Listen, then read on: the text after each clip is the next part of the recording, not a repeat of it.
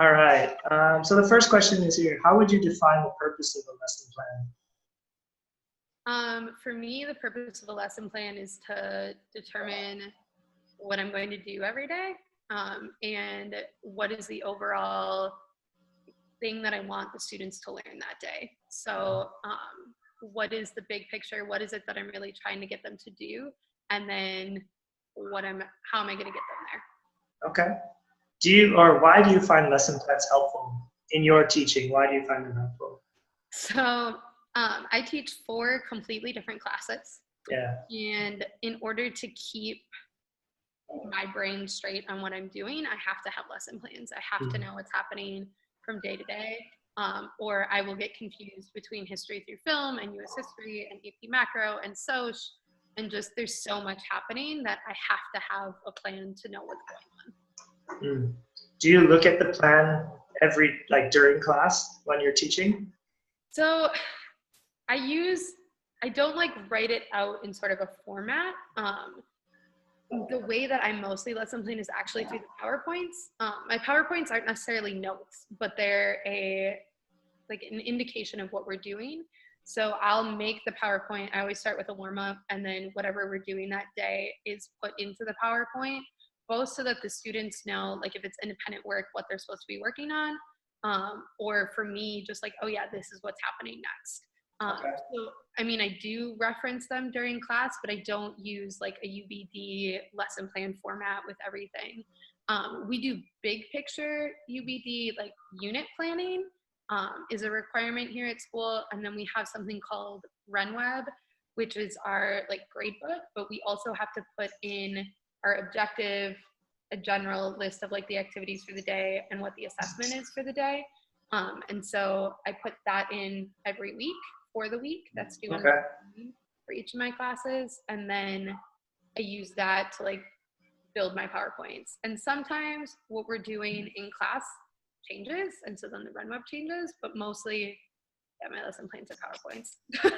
Okay. So then, another question I was going to ask was, does the administration require certain format for your lesson plans? And you kind of answered that, but do they give you a format or require that from you?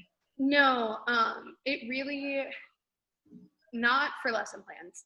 The big thing is we have to have the objective, the activities, the assessment, and the homework listed in RenWeb. And that's just so that they have a general idea of what's happening in our classes. Our students can access that. Our parents can access that, so that everybody sort of knows where we are and where we're going. And it's updated weekly. Okay. And then when you're creating your lesson plans or even looking at those objectives, what's your starting point? We always start with the standards, and even though it's an international school, we still have standards for each of the classes. The only one that I don't have technical standards for is history through film, because it's an elective. But what I do is I use the US history standards and then address it that way. And we use Arrow standards, which are a social studies set of standards. So I start there, and then I look at sort of overall, what is the big picture objective? What do I want them to learn? What are the essential questions for this lesson in this unit? And then what makes the most sense to get them to that objective? Is it going to be an individual process? Is it going to be group work? Is it going to be an essay? If things make sense. Yeah. How far ahead of teaching a lesson do you start to plan it? That depends. Of course. So I am a little bit of a mess. And sometimes I have it planned out weeks in advance. US history is probably my most put together class because I've taught it before. And so I have a general idea of how long things are going to take and what things should look like and stuff like that. My US history through film is a little bit more scattered. Sometimes I have that a week in advance. Sometimes it's the day before that I solidify what I'm doing. Usually it's about a week because we have to have those lessons in the RenWeb. And so I have a vague idea of this is what we're doing. But as far as having everything made for worksheets or the PowerPoint or the this is what's happening, sometimes it'll literally be 4 o'clock the night before I'm making stuff for 10 o'clock tomorrow morning. Okay. Yeah. Do you ever, like at the beginning of the semester, I guess you do unit plan, but do you sort of ever skeleton plan out the whole semester? Usually not the semester, although I may be able to do that for next year. Part of the problem for right now for me is these are totally new students. And so it was figuring out like what can they do, how long does it take them to do something. So Right, now that we're about halfway through the year, I have a much better handle on that and how long it's going to take them to read something. right. Take them to go around and do like a station activity. How long is this movie going to take? And so I can better sort of block out my time. The other thing, I have sort of big picture, like here are the units I'm going to cover and about here's how long I'm going to need to do that. So I have that sort of, but the Mm, like unit by unit is more sort of how I do it. right, right. And when you're lesson planning, do you have like a checklist of things you should consider that you move yourself through, or like even a list of activities that you just can reference, or do you have most of it in your head? So that's a good question. I don't have like a set checklist. I guess what I sort of have is those like big picture ideas is always what I keep coming back to. Mm, Like standards, what is the big takeaways that I want them to have? Like why am I doing this? And then for some things, like for US history, I've taught it before and I have a lot of resources for it. So I'll look through, like, I'm just about to start planning my Civil War unit. And mhm. so I call it a day by day, and it's like a list of, I make a table in like Google Docs and I put in all of the days. And then at the end, I put in when I think their test or their assessment's going to be, and I sort of work backwards from there. Okay. And then I do have some activities and things that like I just know I have in the back of my head. Right. So I was Kagan trained earlier this year, which is a style of cooperative learning. So I have those like strategies in the back of my head, those structures in the back of my head. I have other just like history related ones in the back of my head. I spend a lot of time online looking at things. What's the best way to teach them about the Beatles? What's the best way to teach them, about this or that? So sometimes it's that, sometimes it's just I need them to not talk to me today, so they're doing a web quest. Like Mm. mostly ideally it would be what makes the most sense, but sometimes it just can't be that way. Yeah, for sure. So like this is an example of my AP macro one. Okay. For AP macro, because it's an AP class, it's a little different. I do it unit by unit and I give them and myself like, here is what we're going to be learning. Here's your objectives and your question. Here's your vocab. And then on the back, here's the unit. And here's like the homework and what you need to do so that you're ready. And that way, because our kids take so many AP classes, they can be a little bit more responsible for their learning. Right, that's good. For like US history, I'll do it just sort of generally blocked out. And then it's sort of a week by week. Here is what's realistic to get done this week. And here's for sure what we're doing. Okay. So it's a lot of that. Yeah. Well, after you teach a lesson, do you usually reflect and take notes on your lesson?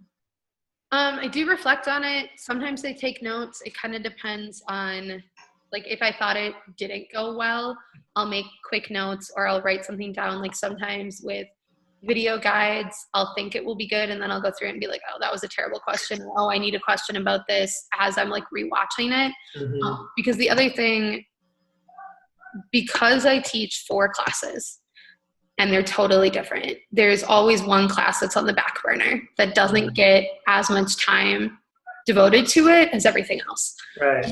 And so occasionally I will go online and be like, I need a video guide for crash course number 12. And I look through it or I buy it from Teachers Pay Teachers and I give it to them without adjusting it. Mm-hmm. Which is not always the best plan, but just has to happen sometimes. And then I'll go through and be like, okay, that didn't make any sense, or I need to change this or whatever. Or sometimes with my cooperative learning stuff, I'll be like, okay, that worked, but here's stuff to make it clearer and make it more rigid so they can't be doing other stuff within it. Right. Is a lot of sort of the notes that I make. Some of them are mental, some of them are actual post-it notes that I put on things. Sometimes as I like answer the whatever, I think I might have an example, I don't know, of stuff. I'll make like little notes to myself, like on the side of this one here, I have like, this needs to change or this needs to happen. So the blue is like the actual answers and the red are like, okay, for next year, fix this. Right, right. Okay. Well, that brings us to my next question is that, do you feel like you have enough time for planning your lessons during the day? Or do you have like scheduled time and prep time for yourself? So this school is really awesome. I teach 4 different classes. I teach them only one time, but there's 7 periods in the day. So I have a first hour planning period, and then depending on what day it is, I might teach the next 2 hours, and then I have another planning period. Essentially, I have 3 planning periods in the day. First and 7th hour, I always have off. So the very first hour of the day and the last hour of the day. Then 2 through 6 rotate here on a weekly schedule. And like Monday is always the same, whatever, but like Monday is different from Tuesday. Okay. So I have one more planning period in the day that like rotates. So I do, if I sit down and I'm totally focused during those 3 hours, yeah, I probably could get everything planned.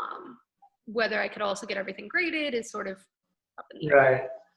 Occasionally though, there's like, I need to meet with a teacher. I need to meet with a student. My brain is just dead and not able to function right now. And so I usually end up doing some planning on Sundays. I have a planning date with 2 of my friends, and we go for a couple of hours to a coffee shop.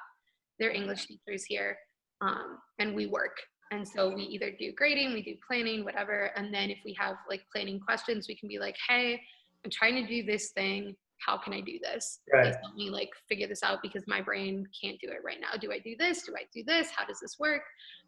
And then we talk to each other and sort of sort it out. So I like have that time built in. So sometimes I don't stress as much during the day. Do you get much time, or do you collaborate much with other social studies teachers in the school?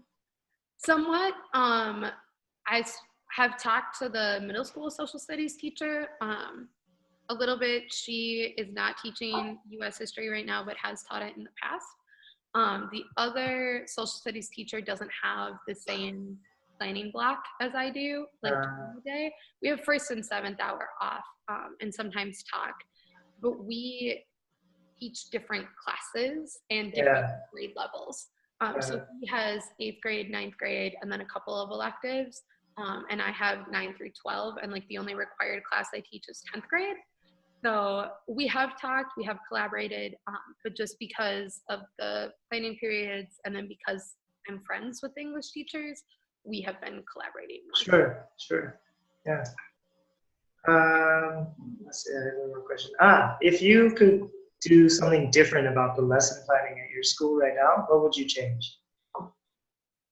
I mean, honestly, for me, I would like just try and do it sooner. Like part of that, I came in not having anything planned except for U.S. history because I just like didn't really know how it was going to go. I didn't know the kids, Right. You know, like I didn't know anything. I feel like for this upcoming semester, because I know a lot more how stuff works, I'm going to be able to be better prepped to start so that I'm not planning like days before or weeks before, that I can have things farther laid out, and then I'm making micro adjustments instead of macro adjustments. Yeah, I hear you.